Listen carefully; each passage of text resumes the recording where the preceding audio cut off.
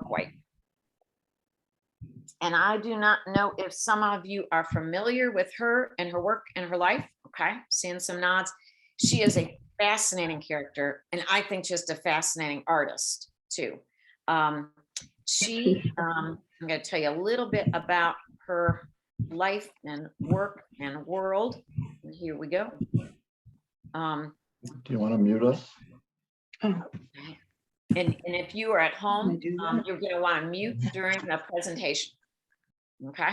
All right. And then we'll do questions afterwards. All righty. So we're going to go for the first image, please. So Life magazine is patterned on European photo magazines that were popular in the 1920s. And it first appears, this is the very first cover from November 23rd of 1936. And this magazine, of course, you know, really serves to illustrate American life in the 20th century and to help readers both picture America and to picture history too. The publisher, of course, is Henry Luce.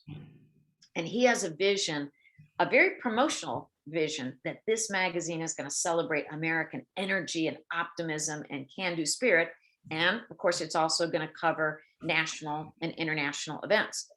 And I am guessing if you have an iconic image in your mind of the Dust Bowl, of the Great Depression, of the Second World War, or the breakup of the British Empire, or the Civil Rights Movement, or the Kennedy assassination, I'm guessing the first time that image appeared was probably in the pages of Life.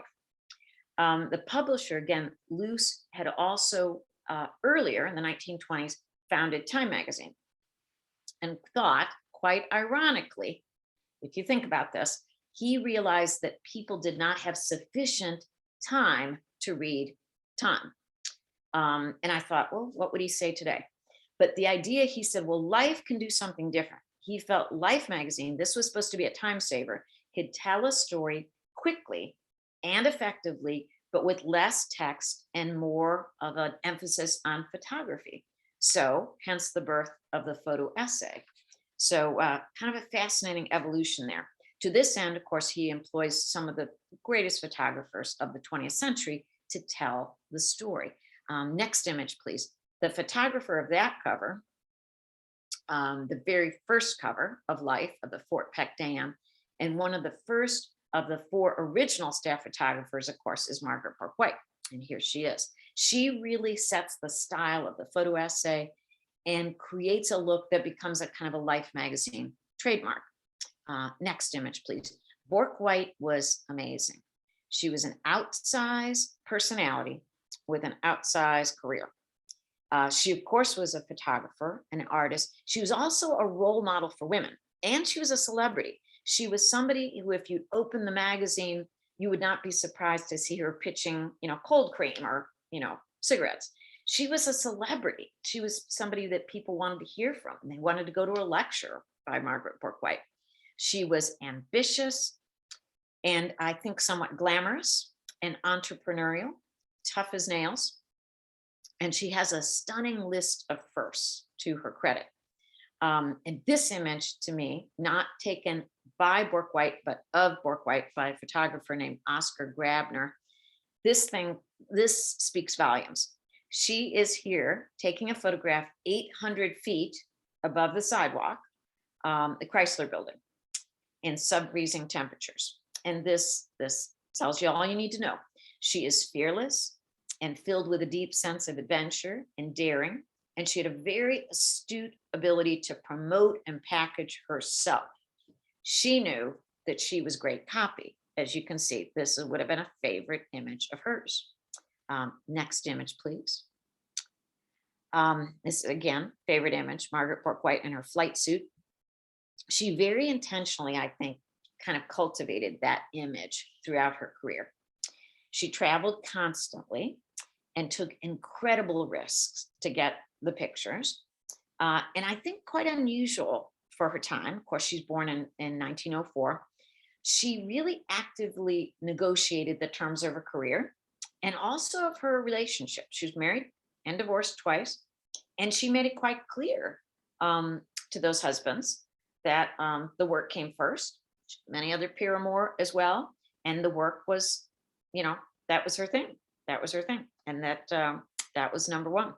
She was the first woman photographer accredited to the U.S. Armed Forces, the first woman authorized to fly a combat mission. She was the first Western photographer, male or female, to enter Russia in the 30s and take photographs. She was torpedoed in the Mediterranean and attacked by Nazi fighter planes. She crossed the Rhine with General Patton and was present at the liberation of the Buchenwald concentration camp. She went 2 miles underground to photograph South African miners and 8 miles up to photograph the US Strategic High Command. This was simply all in a day's work. She would think nothing of walking on a creaky little catwalk above the process of the creation of steel and kind of leaning down to take a photograph, or chartering a tiny little plane so she could get better images of drought and actually opening the plane door and hanging out to do that. Again, that was just Margaret Bourke. She went into the mountain interior of South Korea to photograph, of course, bitter warfare against the communist guerrillas. And she really spent her entire career in the public eye. In 1936, she was named one of the 10 outstanding American women. And almost 30 years later, she's still one of the top 10 living women of note. So in many ways, she covers the news, but it's very, very clear she also becomes the news in a way. And she's very, I think, savvy about marketing herself and her adventures. Next image, please. She comes from a really bright and quirky family, not surprisingly, really values education and education for women, and they encourage her interests. Father's an engineer, and he would take her along, to see industrial sites, and she was absolutely fascinated with this. And he was also an amateur photographer who would develop things in the bathtub, and she thought this was fascinating as well. Family was also interested in, again, kind of progressive forms of education, the ethical culture movement, also a passion for nature. And again, this comes that fearless piece. They had multiple pets, including a boa constrictor and a puff adder for Margaret.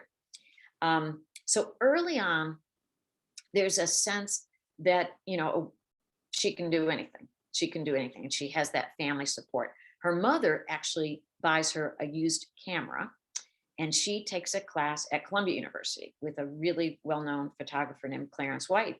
And that kind of takes and sets her on a path.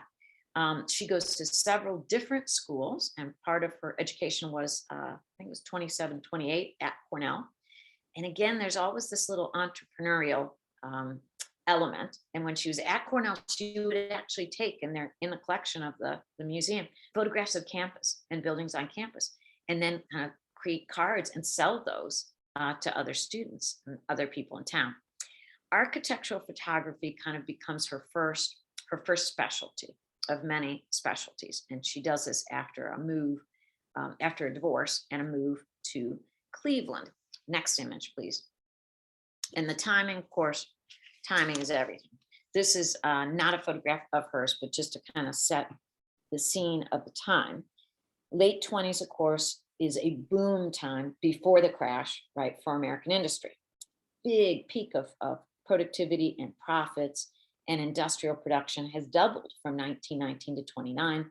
And if you can imagine, 1925, the Ford plant, a new Ford is rolling off the assembly line every 10 seconds, which is just sounds quite extraordinary. Henry Ford, of course, is the great powerhouse. He famously proclaims machinery is the new Messiah.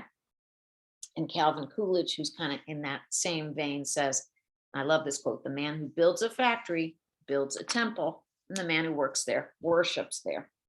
And of course, not to be outdone in the same vein, Margaret Bourke White's famous quote is, dynamos are more beautiful than pearls. So again, truly the machine age. Next image, please. Her first big industrial project, and I still marvel that she talked away in the door, was with Otis Steel. This is a big, big mill in Cleveland.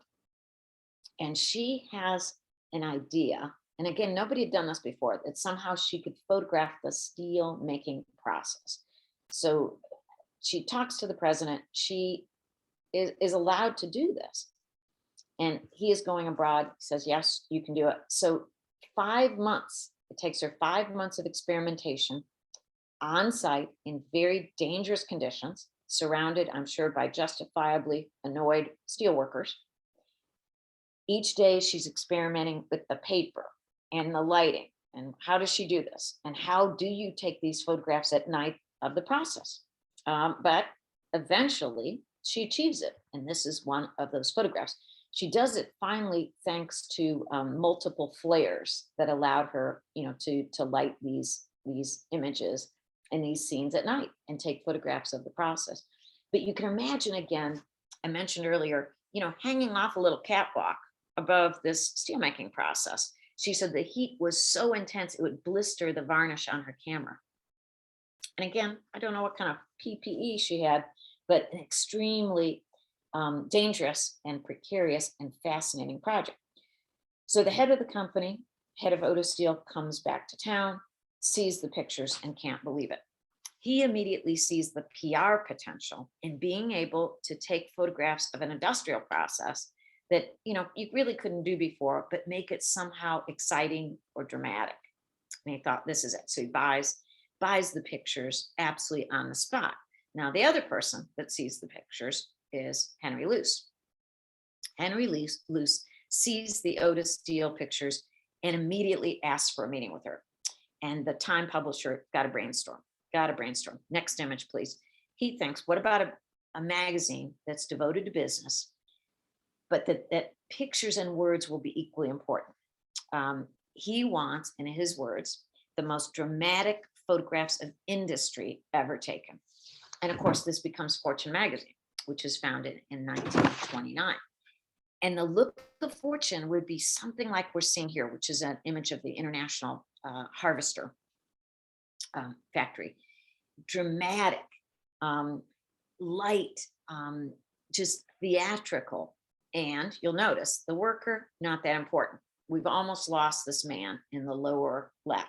What we see is just this wild energy and beauty of industrial creation. And that's exactly what he wanted. The magazine, next image, would boast the best and the brightest writers and thinkers of the time. And this, you love this kind of gleaming, radiant bank vault that is just all kind of Art Deco and all architecture and just the beauty of the line. So all the biggies were there.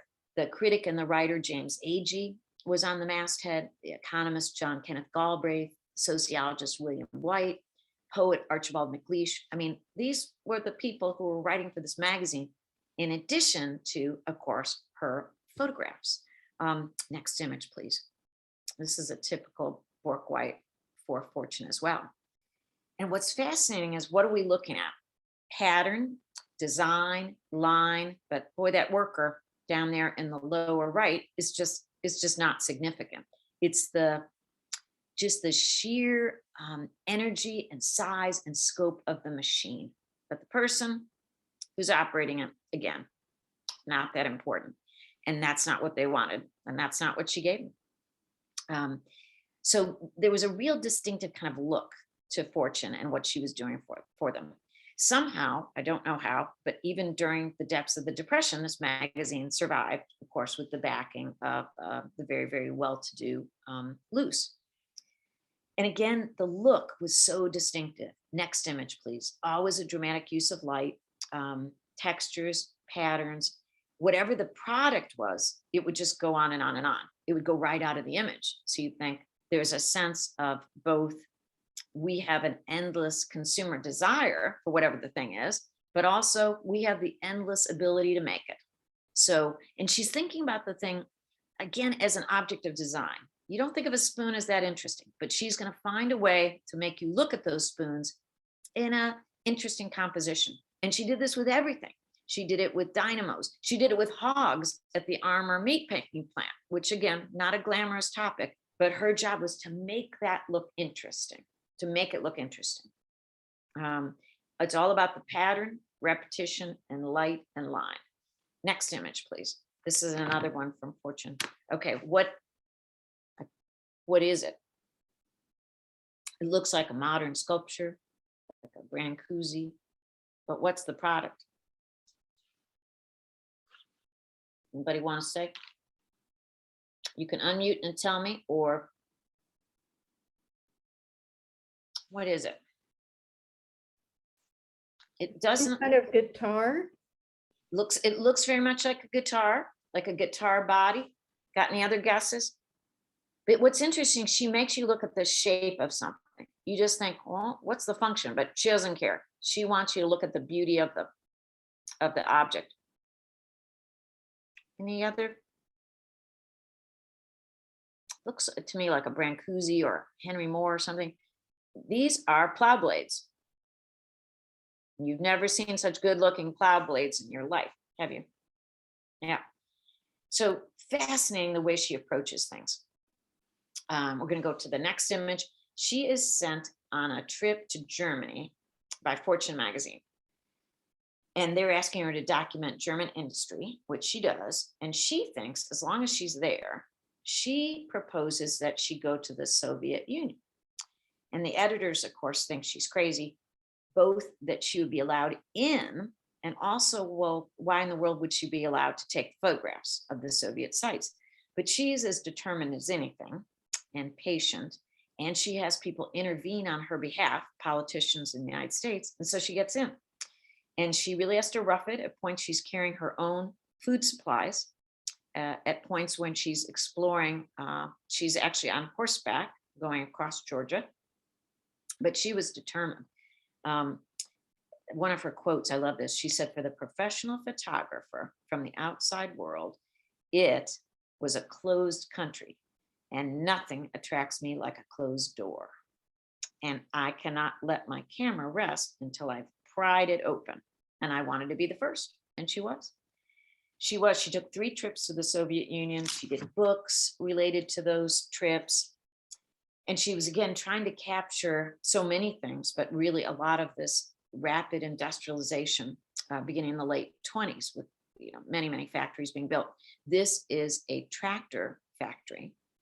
And that look that we talked about, the interest in light and line and textures, but these faces are pretty haunting to me. It looks like almost a still from a silent Soviet film.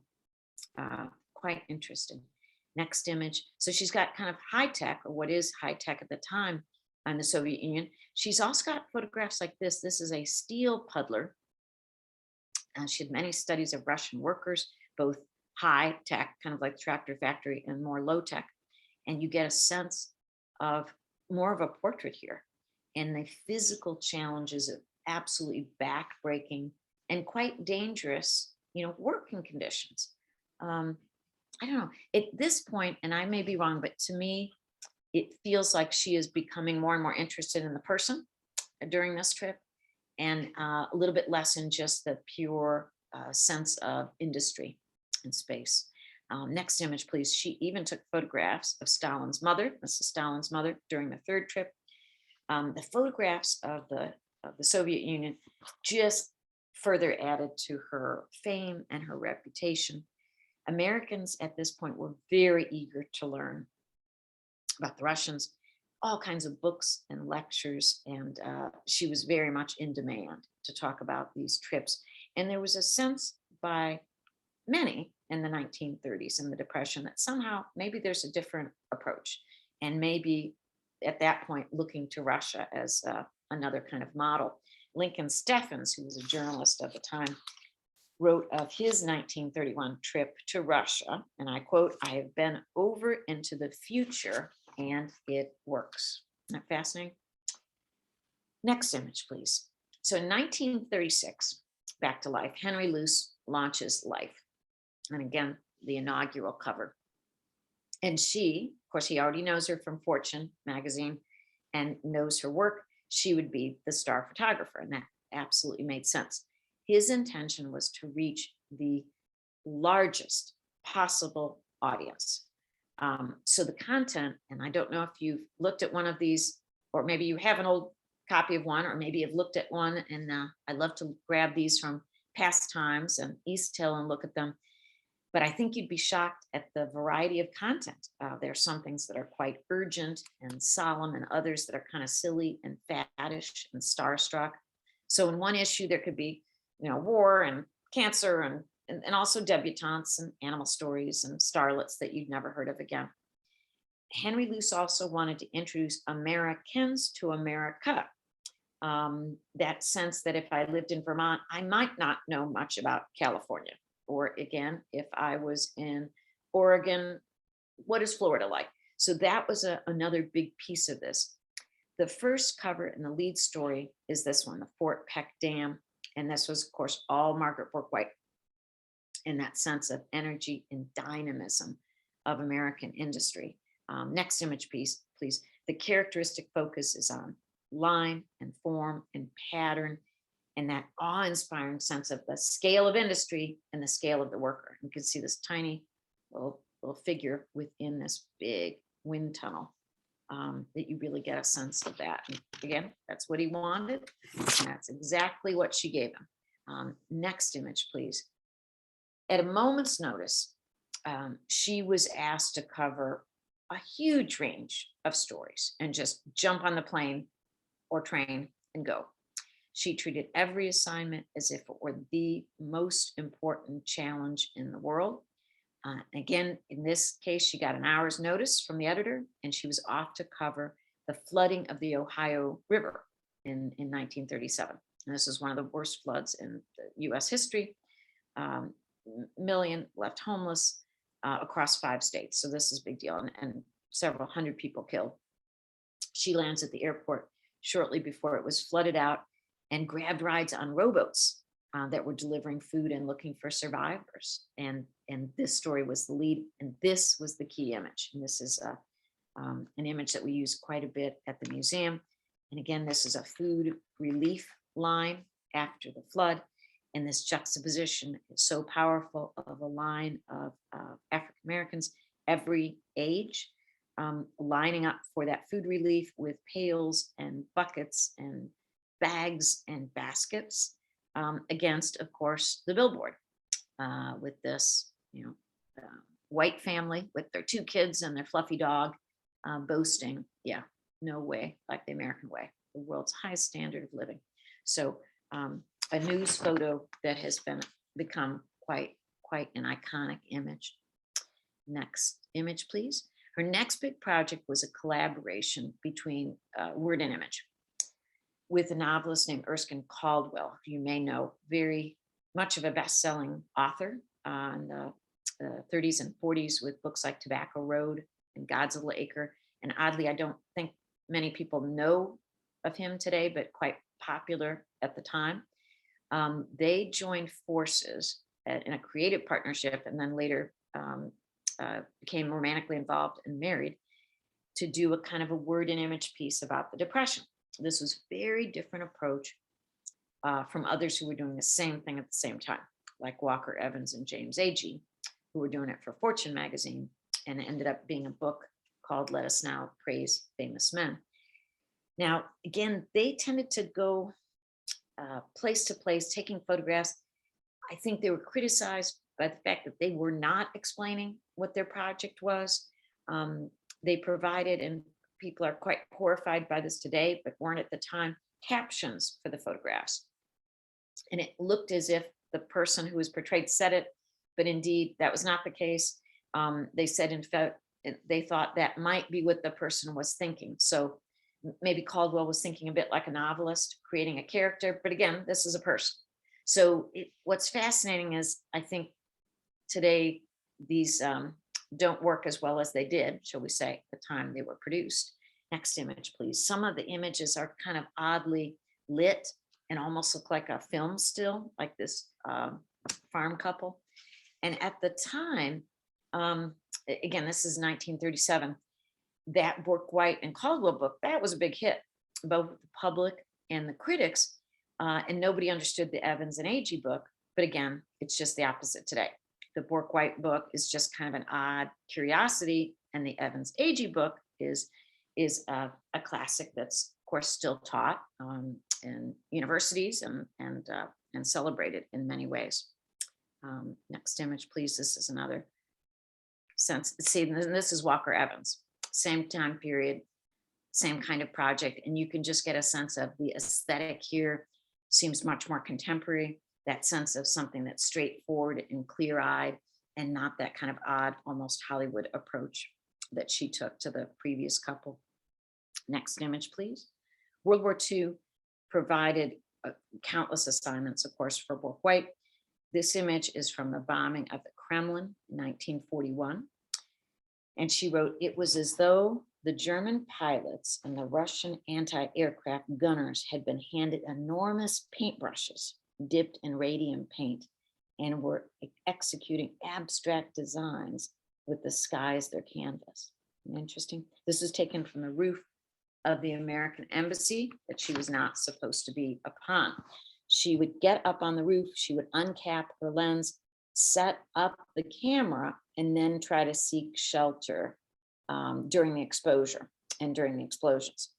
And this exposure could be anywhere from a couple seconds to 12 minutes. So this is, of course, very, very dangerous, always hoping that the blasts wouldn't shake the camera and blur the image. As the bombs got closer and closer, she was told she had to move back inside the building, lay down away from the windows. And of course, she said as soon as she did that, the next explosion covered her with broken glass. She moved back to her hotel where she was told, again, do not get on the balcony. But of course, she did go out on the balcony, shoot off of the balcony at the hotel, and then develop the images in the hotel bathtub in her room. So it's just extraordinary, just as today, what a photojournalist has to do to get the image, and it is often risking your life. Except her equipment wasn't as fast or sophisticated as today, but the same concepts apply. Next image, she photographs, every major figure of the period, Patton and Churchill and FDR. The most difficult by far was to get a photograph of Stalin. She had asked again and again to get permission to photograph him, and it just wasn't granted. And she finally had the intervention of one of FDR's team, Harry Hopkins. She got the appointment. She waited and waited for several hours. And then she says she was shocked to find a figure, in her words, not larger than life, but short and lean and pockmarked. And of course, she was trying to ingratiate herself and said in Russian, she photographed his mother. She said, no response at all, not a word, not even a muscle twitch. She said, he was one of the few subjects of my camera who would not obey me. Isn't that an interesting way to put it? As she knelt to kind of photograph him, and often she would photograph people from below, she said there were some little flash bulbs in her, kind of jacket pocket. Those popped out, they rolled across the floor. She had to jump up and chase them. She said at that moment, he kind of began to chuckle just a little bit and smile, and she tried to snap that. And she said she caught the very, very faint smile before, in her words, he reverted to marble. Next image, please. In April of 45, Germany collapses, and on April 11th, Patton's troops marched into Buchenwald. And this is just hours after the Nazis have departed, and she is with those troops. So this is the first camp to be liberated, and I don't think anybody was prepared for what they would find and for what she would have to document. So she photographs ovens and the gas chambers, the bodies, the survivors. And it's interesting, she said that for her, the camera was almost a relief because it gave a little barrier between, she said, myself and the horror in front of me. And this is, of course, probably one of the most famous images that she took, again, of the survivors at Buchenwald. Next image, please. She said she had to work, this is her phrase, with a veil over my mind. And she said that was the only way to do this. She had a job to do, and it was so important to document. But she said she didn't even understand what she'd done or what she captured until she developed the photographs. She said, I have a deep conviction that an atrocity like this demanded to be recorded. So I forced myself to do it. And there she was. Next image, please. The end of World War II spelled, the end of the biggest story of the century, for life. So what were they going to do next? They had to regroup. The next big story was the focus on the collapse of the British Empire. So she was off to India in the spring of 46. And of course, she makes an appointment to see Gandhi, staying in a sprawling slum with the untouchables. As soon as she arrives to do the photo session, Gandhi's secretary said, well, do you know how to spin? And she said, well, no, I don't know how to spin. He says, well, a spinning lesson will be required. The wheel was such a symbol of Gandhi's drive to rid India of the British. That idea that Indian cotton was turned into cloth in the British mill and then sold back to India. He said, we have to break that chain. She neither knew how to spin nor cared, but the secretary said, you're going to learn how to spin or have a spinning lesson, or you can't go in to take the photographs. So she had the lesson, she passes the test. Then she was told, well, this happens to be Gandhi's Day of Silence. And she thought, well, how am I going to do this? But she still goes in, nor she was told could she use any artificial light because he didn't like it. So she said, realizing again, the light levels would be low, she begged for 3 little flash bulbs. She found him, as you see him here, sitting cross-legged on the floor in his hand-woven loincloth, looking at newspaper clippings through those little steel rim glasses. He paid absolutely no attention to her, who'd invaded his time and privacy. And she set herself up. She's the first of the 3 flash bulbs. And of course, heat and moisture ruins it. Nothing. Second one, nothing. The third one worked, and she created this image. And again, I'm sure some of this poetic license, knowing Margaret Bourke, she made this a much better story, I'm sure, than it even was. The spinning wheel, though, she's masterfully used that and put that up close to the viewer so that we understand, again, the symbolism of that in Gandhi's, again, drive to get the British out of India, and that it kind of spreads its arms over that image, or over really more than half of the photograph. He has captured, again, so absorbed, and the head almost having a little bit of a kind of a halo with the light on the top of the head. There's a sense of, again, humility and also kind of meditation, and the idea of being almost graced with light, and then that symbolic spinning wheel. She would go on to photograph him many times, and he nicknamed her, for her persistence, the torturer. Now, the next image is Gandhi's funeral in 48. And again, just get the sense of this enormous crowd coming to pay tribute to Gandhi. And again, I can hardly conceive of what she is covering and how she is covering it. The late 40s took her to South Africa. And we can see that in the next image. She asks if she can go underground in a mine. So she actually follows 2 miners underground, 2 miles underground, to document their lives.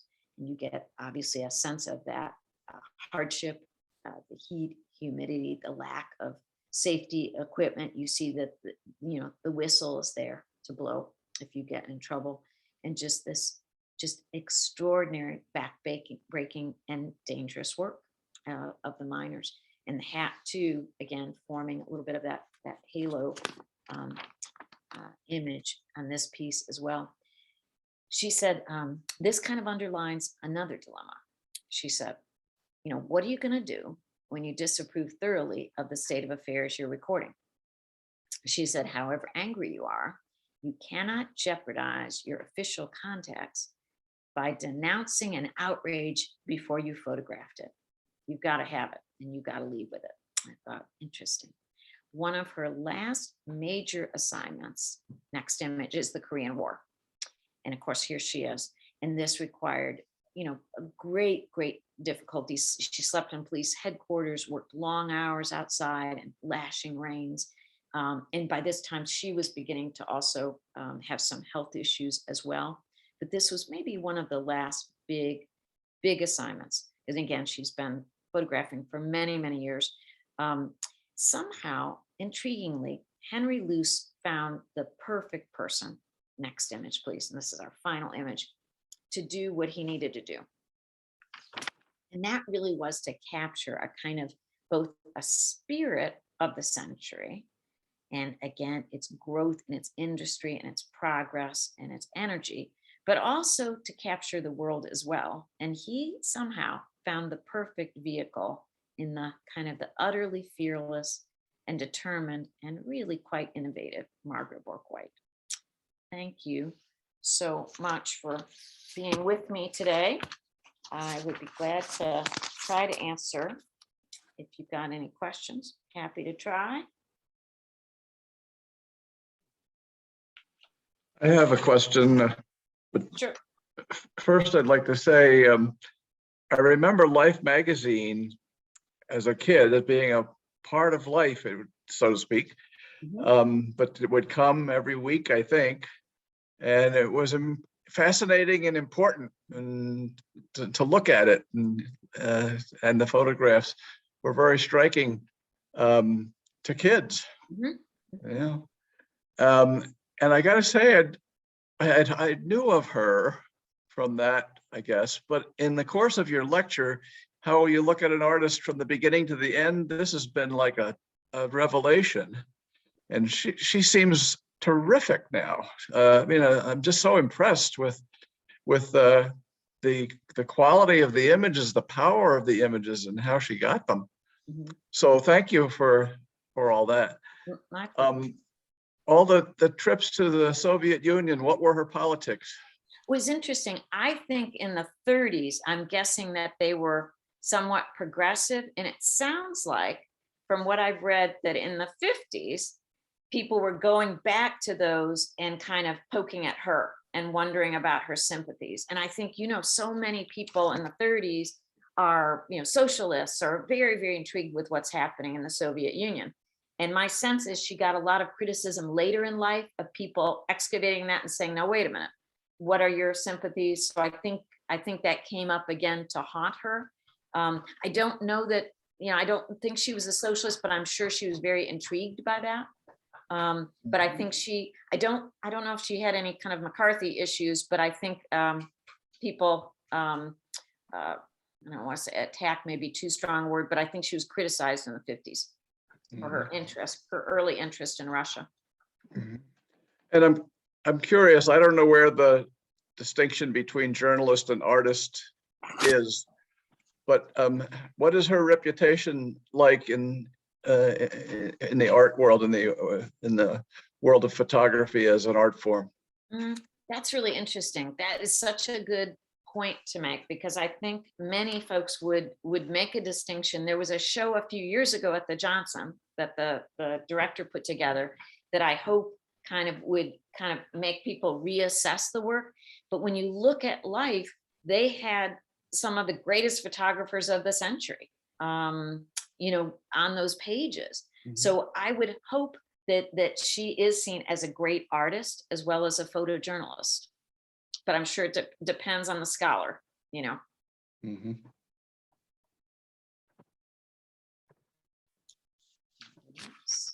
And again, there's a big collection at the Johnson. They're not out very often. There was one show a few years ago, but because of that Cornell connection, there are a lot of them here.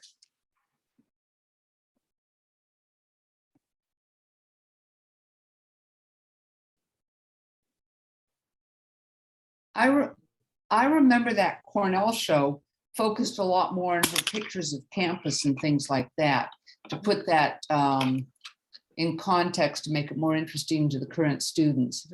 And there were some incredible shots. Did she ever migrate to color, or was she always black and white? I think everything I've seen is black and white, but you're right. There were some amazing things, even of the gorges, like you'd never seen them before, and of buildings on campus in that one corridor. And then, some of the others. So Stalin, Gandhi, some of the images, but you're right. A big corridor of those kind of situated in Ithaca. Yeah.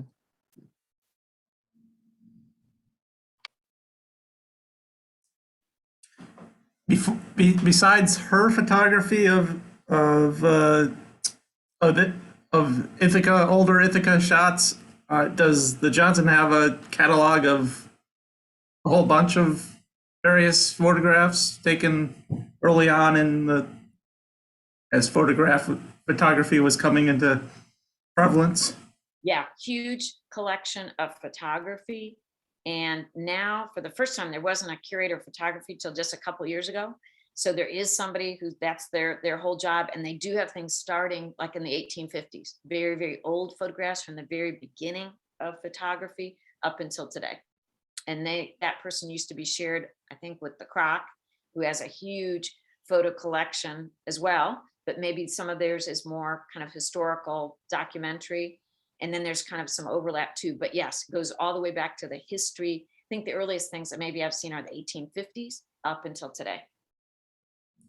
And does that person put together exhibits from time to time, or who would put together showing? She sure does. Yeah, she puts together exhibits that are, right now she's got an exhibit of Bernice Abbott's photographs that just went up. And then I think there's like a part 2 of it that's over at the Croc library. So yes, she does.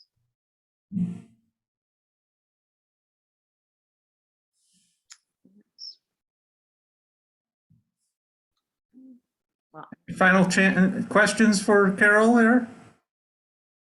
delighted to see you all. And again, we'll see you next month and hopefully after that, maybe in person. That's the plan, I hope. We really appreciate your time, and My pleasure. My pleasure. All right. Take nice care. to all. see you all. So much. Thank you. That was great. Very much. Bye-bye. I know. Bye.